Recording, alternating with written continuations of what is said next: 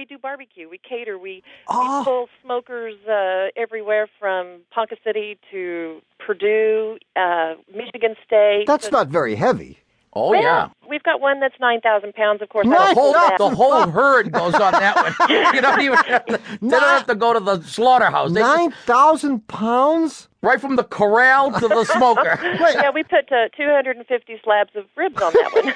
So it's, And this is just like to have lunch? You're going to bring a 10,000-pound thing to make lunch? well, when you're cooking for Michigan State in a pre-party before a football game and there's 2,000 people in front of you, you don't want to tell them, it'll be another couple of hours. So you got to have equipment Right. to You- get it yeah, pulled They off. get nasty if they don't get their beef. You need volume. Yeah. Okay, so your husband said when you want to slow down, throw this baby into low, the transmission. Yeah. Or down one gear at least. Yes, exactly. And this is something that we're doing not from like 50 miles an hour down to, screaming RPMs, but as we're approaching a stop, we know we're going to stop, then I would shift from like third or drive into second, and the RPMs would go up to maybe 2,500 or 2,300. Good. And then as I slow down, then I'll shift down into first. And doing all of this, I maybe touch my brakes the last 100 feet. Okay, and just as background here, do you want your husband to be responsible for this? Well, Have you had an argument such that you got something at stake? Some axe to grind. Actually, though, it would be to my brother's benefit if my husband were trashed over this technique, because my brother says it's a whole lot cheaper to replace brakes than it is transmission. Yeah, but this is so touchy, isn't Well, it? trying to be diplomatic about it, I would say that your husband has probably taken it to the extreme. I don't think I would use... Let's be careful here. Well, There's a tension here between her brother and her husband. I think that what your husband has recommended is absolutely fine and has nothing to do with the problem that you have. You've been there before, huh? I've been here before.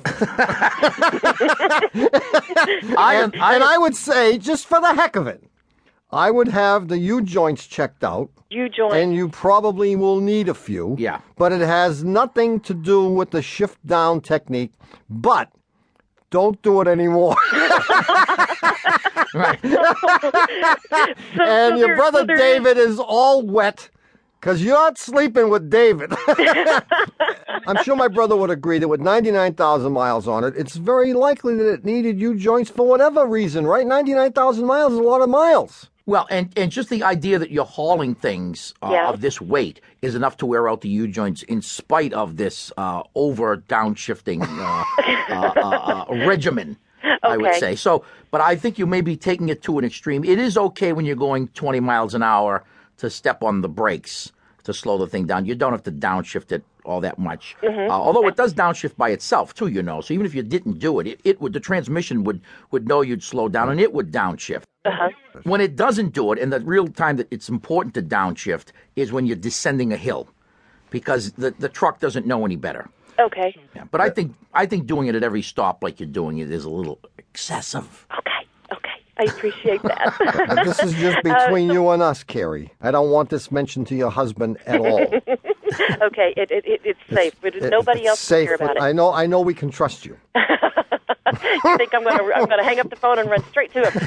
You're absolutely right. And I don't want the expression "aha" being used at all. Yep. Okay. Well, I appreciate this, guys. See you, Thanks Carrie. for calling. Okay, thanks. Bye-bye. Stupid thing to do is downshift when you got 10,000-pound barbecue grill on the back. Man, they do like their beef out there in Oklahoma, huh? Well, hey, there's not that there's anything wrong with it. Not that there's anything wrong with it. 9,000-pound smoke. It's even hard to visualize, isn't it? I mean, if it were that big in the East here, we would call it like a... Well, they must have made these things. These must be like the old boilers out of like the Missouri. Exactly. That's what they're made out of. Yeah. Wow, I love it. 1-888-Car Talk. That's 888-227-8255. Hello, you're on Car Talk. Hi, this is Rush Hamilton calling from Mystic, Connecticut. Hi, Rush. Rush. Yeah, What's happening, man? Rush. What's is that your name, Rush? that's what I go by. My real name is something else, but I go by Rush all the time. Is it Thornton? No, Is it Shippen? no, but it's almost as bad. Is it Throckmorton?